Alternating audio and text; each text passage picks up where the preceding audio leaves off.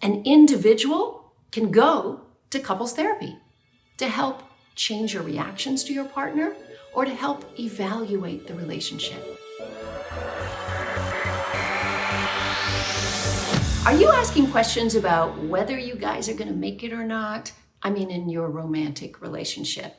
Let's talk about this. I'm Dr. Wendy Walsh for Local Now. I am a psychologist. I'm also a journalist, and I have a podcast called Mating Matters. I'm kind of obsessed with the science of love, and there's a real science to it. So let's talk about the question that comes up all the time in relationships. Are we going to make it? Should we break up? Should we get divorced? Well, let me remind you that long-term monogamy is filled with phases and stages, and there will be lots of valleys along the way. There will be time where you'll be like, is this worth it, right? Also, research on long-term committed and happy couples show that during these valleys, they're more likely to think about the good times, remember their courtship phase, remember when things were going great, and this often sustains them during the difficult times. However, having said that, we do know that not every relationship makes it, and why should every relationship make it for life anyway? Remember, when Till Death Do Us Part was invented, death was pretty imminent. Of course, I must say that the best nest we have in these times for raising children is still a committed union between two people who share in the caregiving of kids. So there are many reasons to stick it out for the children for as long as you can. Let me start, as you're analyzing your relationship, by asking you a really important question. Is your relationship just making you unhappy, or is it actually toxic? And by a toxic relationship, I mean one that's so damaging to you and so damaging to any children in the nest that it's not worth pursuing. So, how do we define toxic relationship? If there's severe addiction where nobody's getting help, whether it's drugs or alcohol. If there's domestic violence, or child abuse, emotional or physical child abuse. If you're in a relationship where the chronic bickering and fighting never comes to resolution, that neither of you put the relationship first, and the children are witnessing a model of a relationship that's highly dysfunctional. Finally, if one partner has chronic infidelities, chronic cheating that's just not ending, and you're never getting closer. Every time you try to get past it, you try to get into a place of forgiveness, then it happens again. These are all signs that your relationship is toxic, and maybe you should get out. Now, having said that, there are plenty of good enough relationships that are going through a bad patch. Or maybe you're putting too great of an expectation on what a relationship should be. Let me explain.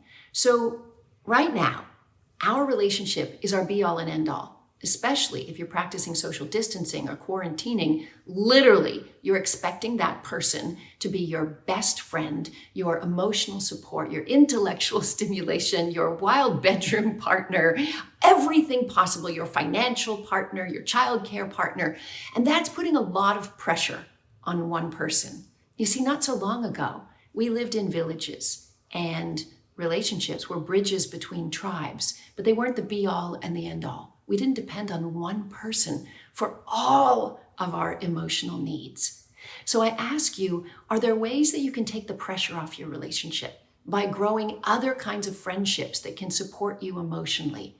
Also, if you're a woman looking at this right now, we have to remember that many men were acculturated to not talk about their feelings, and it puts a lot of pressure on guys to be this giant best friend emotional support. Many of them are, but not all. Sometimes you need a few close girlfriends to take on that role.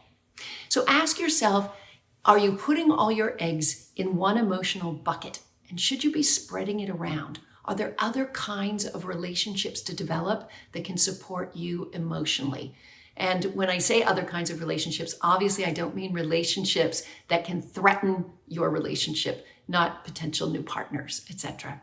So maybe you have a relationship that's good enough for now, but you'd like it to be better. You'd want greater intimacy and closeness. And before you throw in the towel, you want to do the work that needs to be done.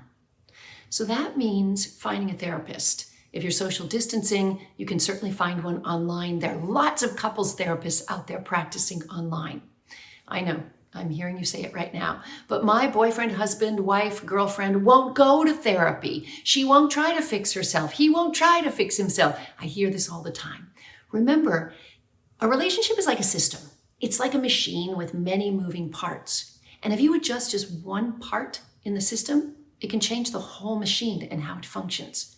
That means an individual can go to couples therapy to help change your reactions to your partner or to help evaluate the relationship.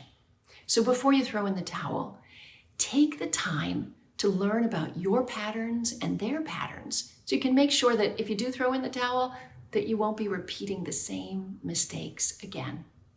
These are challenging times, and definitely during COVID-19, we are seeing plenty of relationships either grow closer because of the trust and bond that's grown as they depend on each other, or sadly, break up.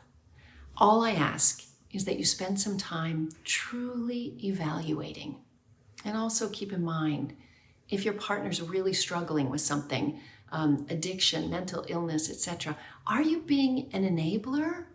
Are you really helping them by just trying to support them in everything they do?